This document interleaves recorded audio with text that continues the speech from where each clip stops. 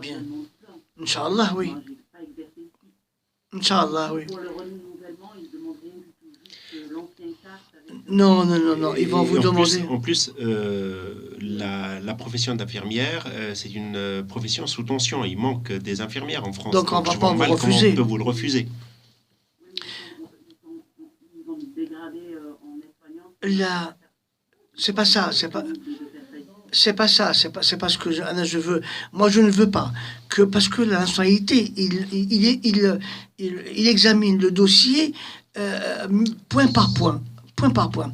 Donc, on risque, au titre de votre passé entre guillemets en France, notamment l'obtention de la carte de séjour, puis votre divorce, etc. Parce qu'en général, les personnes qui ne restent pas 4 ans avec leur conjoint peuvent se voir retirer leur titre de séjour après divorce. D'accord? Donc, c'est l'intégration au sens le plus large. Pour accorder la nationalité française, c'est l'intégration de la société française qui est prise en compte au sens le plus large.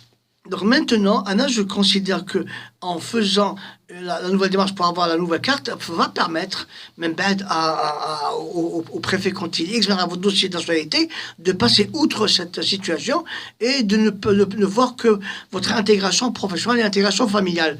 Votre mari est là, c'est bon, il a ses papiers, votre enfant, je pense que vous aurez votre nationalité bientôt et on va bientôt vous donner une carte de vote. Ok? Allah yasahal. Non, non, du tout. Mais de préférence. Comme ça, au moins, vous aurez 5 ans ouais, il aura 5 ans, et puis c'est bon. Il travaille pas, Awa? Pour le moment, il est en formation. Inch'Allah, il va travailler. Ça, il va travailler avant le dépôt. Ok? Allah yasser, vous aussi. Merci, vous aussi. Madame. Bonne soirée. Au revoir. Malik, au téléphone, sera le dernier qu'on va prendre pour cette émission. Bonsoir, Malik. Bonsoir, maître. C'est pour un renseignement sur en litige avec mon bailleur. Et depuis le 30 janvier, je suis privé d'eau chaude, de chauffage et d'électricité aux parties communes, en appartement. Aux parties communes? Oui, tout. Parce qu'il y a une chaufferie qui est alimentée par les parties communes et tout est coupé parce que le bailleur a résilié le contrat d'électricité. Et suite à ça, est-ce que Malik, c'est uniquement pour vous ou pour l'ensemble des locataires? Non, c'est l'ensemble des locataires. Ah, d'accord. Sauf que le bâtiment que j'occupe, il reste que 2 locataires, moi et le voisin. C'est un bâtiment qui est censé disparaître dans le temps. Sauf qu'ils ne nous ont pas sorti de fait quoi que ce soit. Ils ne nous ont pas demandé de quitter les appartements jusqu'à aujourd'hui. C'est à libre choix de partir et quand tout le monde sera parti, ils vont essayer de l'aménager. Mais là, vous ne payez pas de loyer encore, c'est fini. Si, je paye le loyer toujours. Au propriétaire, jusqu'à aujourd'hui. Jusqu'à aujourd'hui, oui. D'accord. Je ne suis pas en retard ni rien du tout. D'accord. Suite à ça, j'ai fait part à tout ça au tribunal de grande instance de Bobigny. Non, d'instance. D'instance de Bobigny qui m'ont renseigné, j'ai fait une assignation référée et j'ai fait sortir un huissier avec mes forces frais. Pour constater, oui. Pour constater, il m'a sorti le constat hier, c'est ça. Sauf que moi, ma question, c'est de savoir est-ce que je peux m'en présenter tout seul en tant que locataire sur l'assignation référée ou je dois représenter par un avocat. Vous savez, si vous avez les compétences pour le faire tout seul, vous pouvez, il n'y a pas d'obligation d'avocat en TI.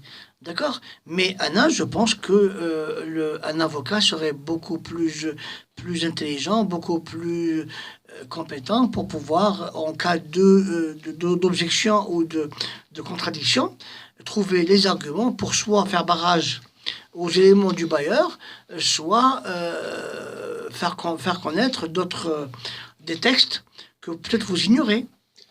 D'accord. Parce qu'on dit... Une autre question aussi pour l'assignation, parce que c'est une feuille à remplir et à donner au huissier pour l'envoyer C'est pas une feuille à remplir, c'est tout un texte, c'est toute une requête à faire, etc. Donc c'est pas qu'une feuille à remplir. Il y a des mentions obligatoires qui doivent figurer dans l'assignation.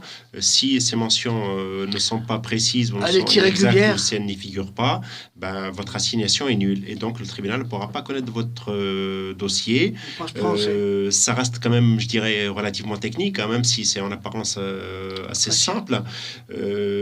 Entre autres, sur ce que vous pouvez demander également, c'est non seulement d'enjoindre au propriétaire de faire établir sans délai immédiatement l'électricité, l'eau et de faire fonctionner le chauffage.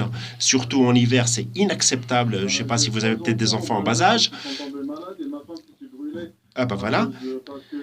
Et voilà. Et donc avec les justificatifs et surtout pour que le tribunal prononce et ordonne au propriétaire de faire établir tout ça sans délai et sous astreinte. Sous astreinte, oui.